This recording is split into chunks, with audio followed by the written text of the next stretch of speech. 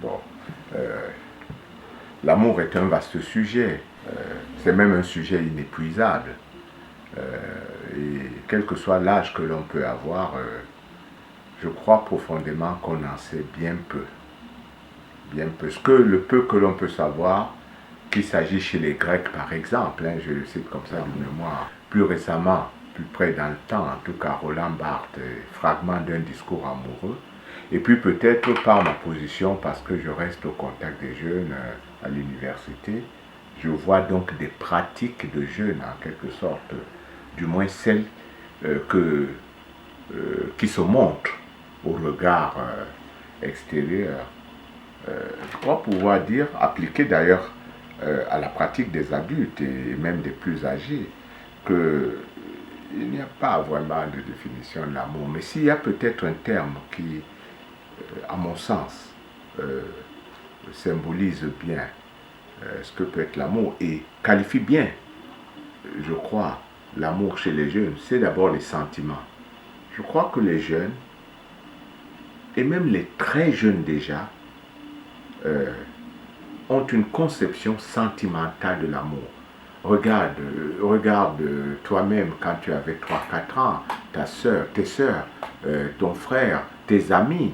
À 3 ans, on dit on a son amoureux. Hein? C'est assez extraordinaire. Et je crois que c'est quelque chose de très sérieux à cet âge-là. Quelque chose aussi de, me semble-t-il, de très vrai. Euh, et à un âge plus avancé, lorsqu'on fait l'apprentissage de la vie, adolescent, jeune femme, 18 ans, 15, 18, plus tard, c'est quand même les sentiments occupent une place importante. Alors, je sais bien, hein, il y a une sorte de déviance envers les jeunes liée à la démocratisation des moyens de communication avec des films, avec des messages en flux sur Internet, Facebook, entraînant des comportements qui dénaturent un peu, quand même, un peu l'amour des gens. Mais c'est quand même les sentiments qu'il y a derrière. Parce que lorsque dans les mauvais exemples de tragédie, je veux dire, des gens qui donnent rendez-vous aux jeunes filles, aux jeunes garçons, après avoir lu sur Internet, c'est parce qu'il y a une soif de sentiments. Je crois donc vraiment que l'amour, c'est d'abord les sentiments. Et quand on regarde plus loin dans le temps, à un âge où euh, on a beaucoup vécu avant, chez les personnes âgées, ce qui fait l'importance de l'amour, c'est encore les sentiments. Sentiments transformés en forme de tendresse, etc. Des choses vécues ensemble. Et d'une certaine manière, euh, de la, au fond finalement, oui, de la passion, de ce qui reste, du peu qui reste encore à vivre, qui n'est pas tout une sorte d'habitude. Euh, Comme en effet, on voit les jeunes, tu regardes chez toi à la place des terreaux, là, on a l'impression que comme une armée des ombres, les jeunes marchent sans direction, de façon... Alors on dit, ouais, les jeunes ne savent pas ce que c'est que l'amour. Je crois qu'il y a une forme de tragédie de la présentation de l'amour qui n'est pas une tragédie de l'amour chez les jeunes. Moi, je crois beaucoup à la jeunesse. Je pense que la majorité des jeunes sont la majorité des jeunes sont très sensibles à l'amour, garçons comme filles d'ailleurs, un peu selon ce que disait un philosophe, un sociologue, euh, s'appelle Bourdieu, à propos de la distinction sociale. Je crois qu'il reste présent dans votre génération, à vous là actuellement, que ben, on choisit en fonction de la conception que chacun a de l'amour. Et donc, d'une certaine manière, une jeune fille facile, un jeune homme un peu trop libéral, un peu trop, eh bien, quelqu'un qui l'avait un peu dans sa ligne de mire, eh bien, l'efface, entre guillemets, en quelque sorte, parce qu'il ne correspond pas. C'est peut-être un sentiment, d'ailleurs,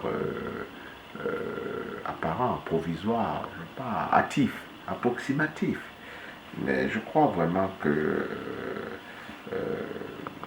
l'amour est d'abord des sentiments partagés. Alors, plus on avance dans le temps, plus on devient mature, plus ce partage se décline lui-même en plusieurs formes. Tu as le partage des esprits. C'est les jeunes qui vont aux Journées mondiales de la jeunesse organisées par l'Église catholique et qui partagent. C'est le scoutisme où on partage des vues de l'esprit. C'est la jeunesse protestante, la jeunesse catholique, ouvrière, etc. Enfin bon, on partage un esprit. Puis tu as d'autres formes de partage aussi qui sont des partages des corps. On partage, donc on se donne.